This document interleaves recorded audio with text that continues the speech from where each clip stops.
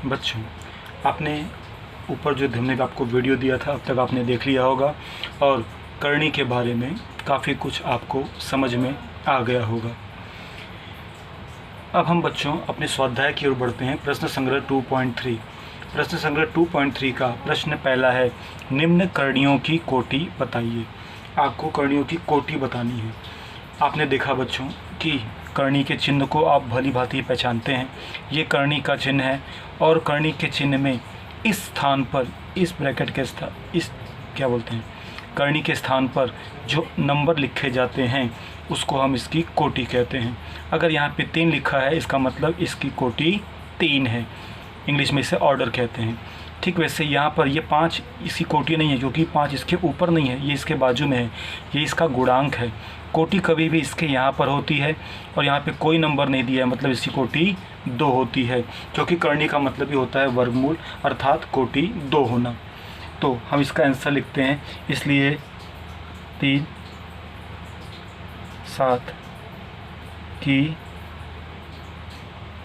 कोटि बराबर कितनी होगी बच्चों, जो यहाँ पे नंबर लिखा है 3, और अगर कुछ नहीं लिखा है तो उसको हम 2 मानते हैं, बाकी जो भी नंबर होगा वो वहाँ पर लिखा जाएगा। ठीक वैसे ही 5 करनी में 12, इसकी कोटि कितनी होगी। हाँ, हमने आपको एक्सप्लेन किया, यहाँ पे कोई नंबर नहीं है, मतलब इसकी कोटि क्या होगी, 2 होगी। अगर करनी में कोई नंबर नहीं लिखा है तो वो कोटि 2 कहलाती है। नेक्स्ट सवाल हमारा चौथा, करनी में 39। करनी में 39 के यहाँ कोई नंबर लिखा है क्या बच्चों, नहीं लिखा है, मतलब आपको जस्ट मैंने आपको बताया, अगर कोई नंबर नहीं लिखा है मतलब इसकी कोटि भी कितनी है, 2 है। तो करनी में 39 की कोटि बराबर कितना हो गया, 2। तो बच्चों आपके पहले क्वेश्चन में 5 सवाल है, 5 में से मैंने आपको 3 करके दिखाए हैं, बाकी के 2 आप स्वतः हल करेंगे और उसको अपने नोटबुक में लिख भी लेंगे। मैं आपको इसका PDF सेंड करूंगा, बाद में आप इसे देखकर लिख सकते हैं। अब हम बढ़ते हैं अपने प्रश्न दूसरे की ओर। हमारा प्रश्न दूसरा है, निम्नलिखित में से कौन सी संख्या करनी है बताइए। बच्चों हमारा प्रश्न दूसरा है, निम्नलिखित में से कौन सी संख्या करनी है बताइए। पहला प्रश्न है, कोटि में 3 51। बच्चों ये सवाल करने से पहले हम एक बार फिर से आपको इसका करनी का पुनरावर्तन कराते हैं। कैसे आप करनी को पहचानते हैं हम एक बार फिर से देखते हैं।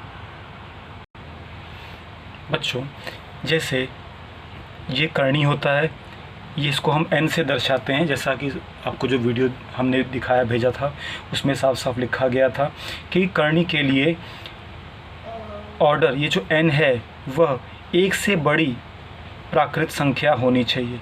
ये एक प्राकृत संख्या होनी चाहिए, और जो ऑर्डर है, करनी की कोटि है, वो 1 से बड़ी, मतलब 2 3 4 5 6 असंख्य तक हो सकती है, हाँ, लेकिन 1 नहीं हो सकती, 1 से बड़ी प्राकृत संख्या होनी चाहिए। साथ ही साथ ये जो करनी के अंदर का नंबर a है, यह एक पॉजिटिव रैशनल नंबर, मतलब धनात्मक परिमेय संख्या होनी चाहिए।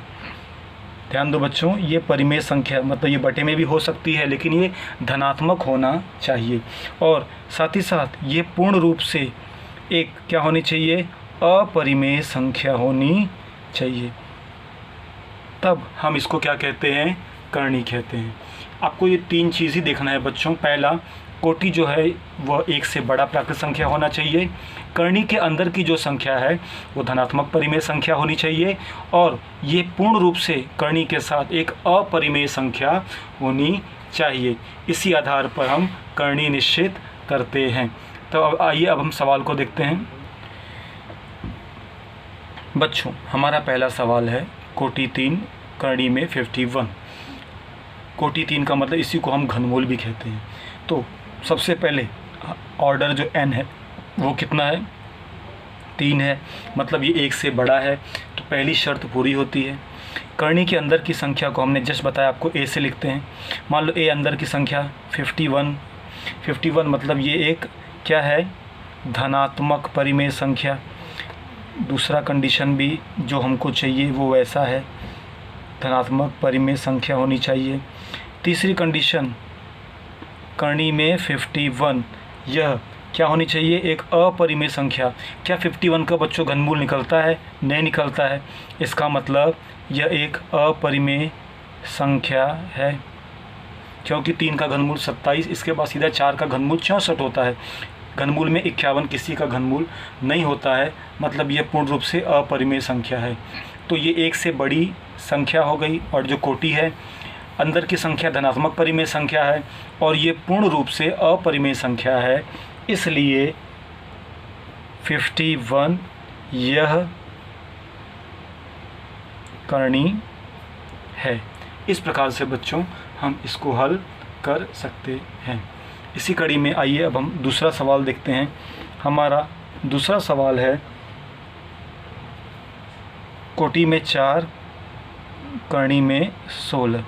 यहाँ पे कोटि में 4 है। अब चलिए बच्चे ठीक इसी तरीके से करते हैं। ऑर्डर को हम n लिखते हैं, चूँकि n हमारा कितना है? 4 है। ए मतलब करणी के अंदर की संख्या, ये क्या है? 16 है, मतलब धनात्मक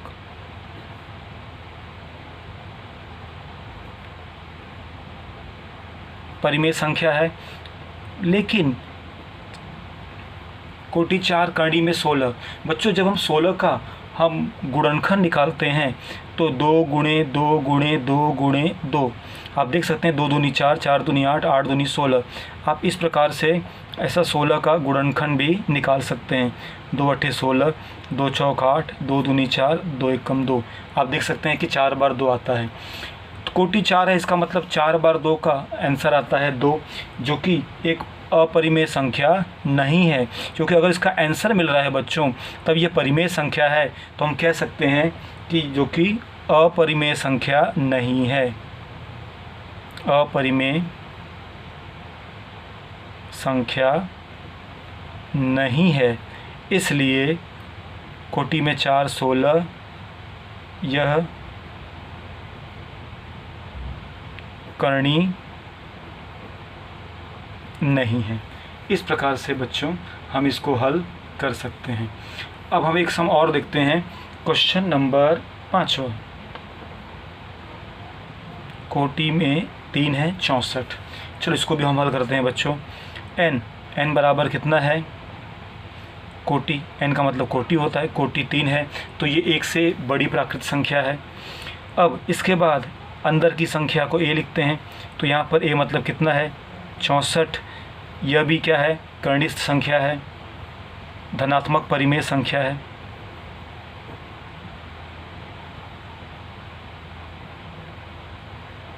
अब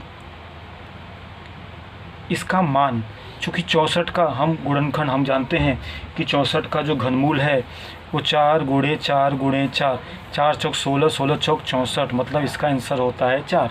चूँकि इसका आंसर मिल रहा है तो यह एक अपरिमेय संख्या हुई क्या? नहीं, ये तो परिमेय संख्या है। इसका मतलब यह अपरिमेय संख्या नहीं है। ठीक है बच्चों, अगर ये अपरिमेय संख्या नहीं है, इसलिए करणी में 64 यह करणी नहीं है। इसी प्रकार बच्चों उम्मीद करते हैं आपको सवाल समझ में आए होंगे, इसलिए अब बाकी के सवाल इसमें कि आप खुद से करेंगे। मैं आपको इसका आंसर लास्ट में भेज दूंगा, जिसे देखकर आप सवाल को अच्छी तरह से समझ सकते हैं और आप इसको बाद में अपने गणित की नोटबुक में उतार भी सकते हैं।